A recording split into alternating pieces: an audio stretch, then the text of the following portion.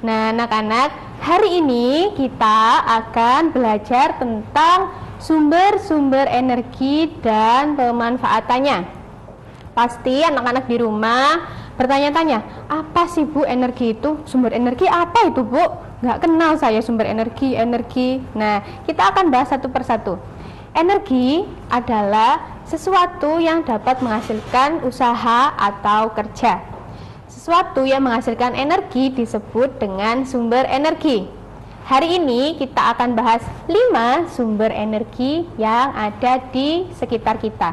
Apa saja itu? Yang pertama yaitu sumber energi matahari.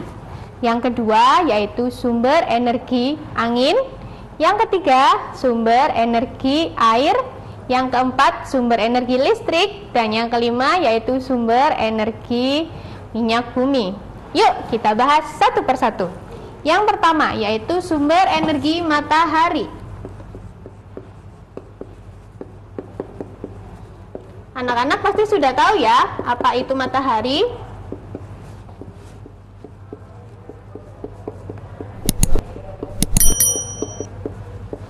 Betul sekali, matahari adalah benda langit yang bersinar pada pagi, siang, dan sore hari.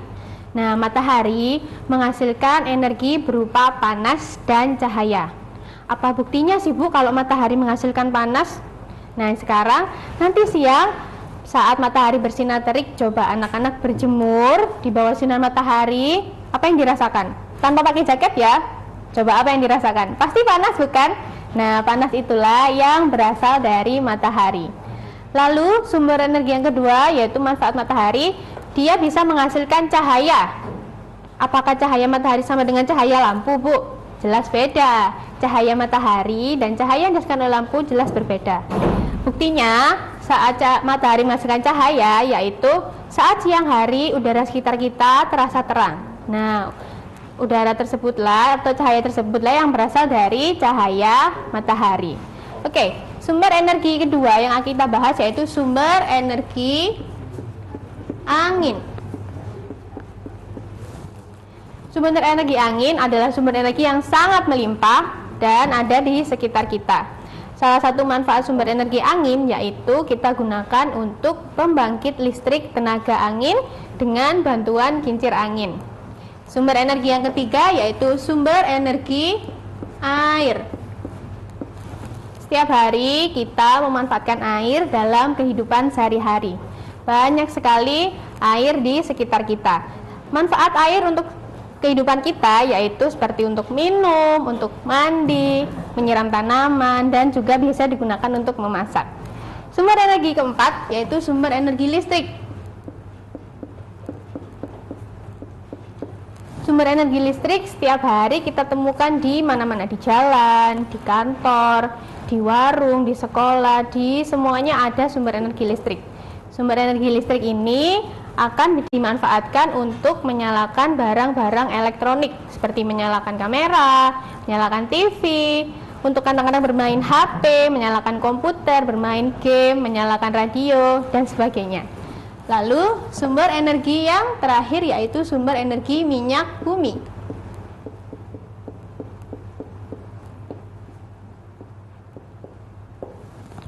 Sumber energi minyak bumi. Minyak bumi merupakan sumber energi yang berasal dari hewan dan tumbuhan yang telah terkubur selama berjuta-juta tahun. Sumber energi minyak bumi adalah sumber energi yang tidak dapat diperbaharui karena proses pembentukannya yang membutuhkan waktu yang sangat lama. Nah, anak-anak, oleh karena itulah kita harus selalu menghemat sumber energi minyak bumi karena proses pembentukannya membutuhkan waktu yang sangat lama. Minyak bumi dapat diolah menjadi beberapa hasil olahan, seperti nanti bisa kita olah menjadi bensin, bisa juga untuk LPG yang biasanya anak-anak untuk dibantu ibunya memasak, lalu untuk aftur atau bahan bakar pesawat, dan juga bisa kita gunakan untuk minyak tanah. Minyak tanah ini nanti biasanya digunakan oleh orang-orang tradisional untuk menyalakan lampu minyak tanah. Nah, anak-anak, itulah tadi macam-macam sumber energi. Setelah ini kita akan bahas apa saja sih manfaat-manfaat sumber energi tersebut. Tetap dalam acara Belajar dari rumah bersama guruku. Yuk kita bahas satu persatu. Yang pertama yaitu kita akan bahas sumber energi matahari. Sumber energi matahari merupakan sumber energi yang menghasilkan cahaya dan juga panas.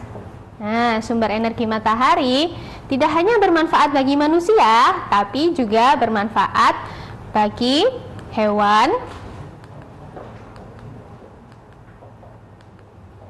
tumbuhan, dan juga alam sekitar kita.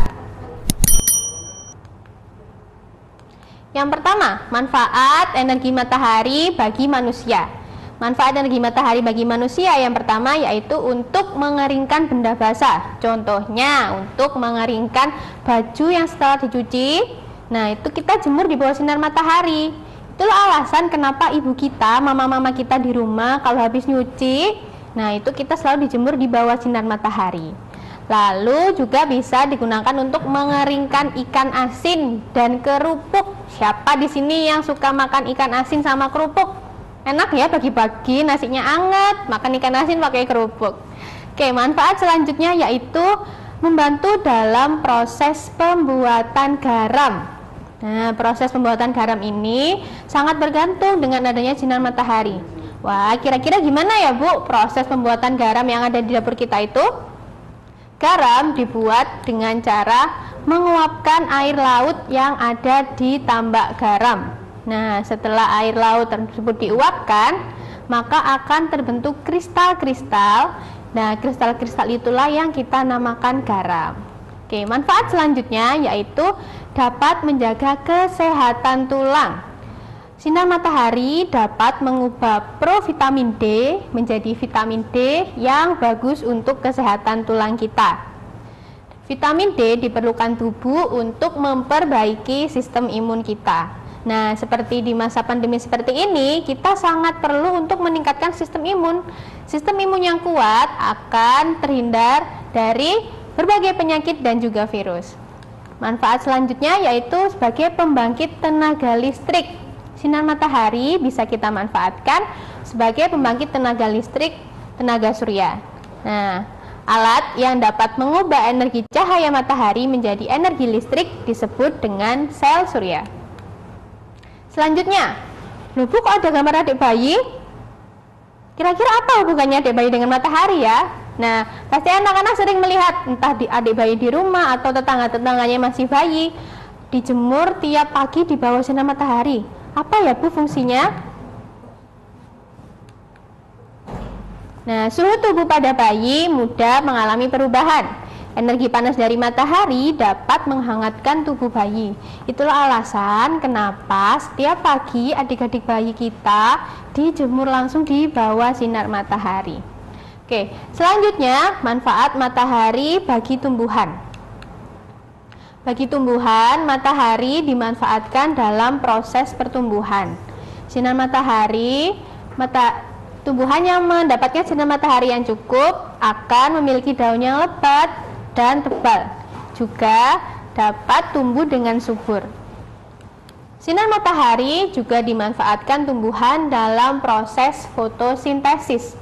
Dalam proses fotosintesis, tumbuhan memerlukan energi cahaya matahari dan juga karbon dioksida untuk selanjutnya akan dirubah menjadi oksigen dan zat gula. Oke, itu manfaat matahari bagi manusia dan tumbuhan. Sekarang kita akan bahas manfaatnya bagi hewan. Bagi hewan, matahari merupakan sumber vitamin D yang akan menjaga kesehatan tulang hewan secara alami. Selain itu, sinar matahari juga digunakan hewan untuk menghangatkan suhu tubuh. Nah, biasanya anak-anak sering kan kalau di taman safari atau di kebun binatang melihat buaya banyak berjemur berjajar-jajar di bawah sinar matahari. Nah, tujuan buaya berjemur itu adalah untuk menghangatkan suhu tubuh mereka.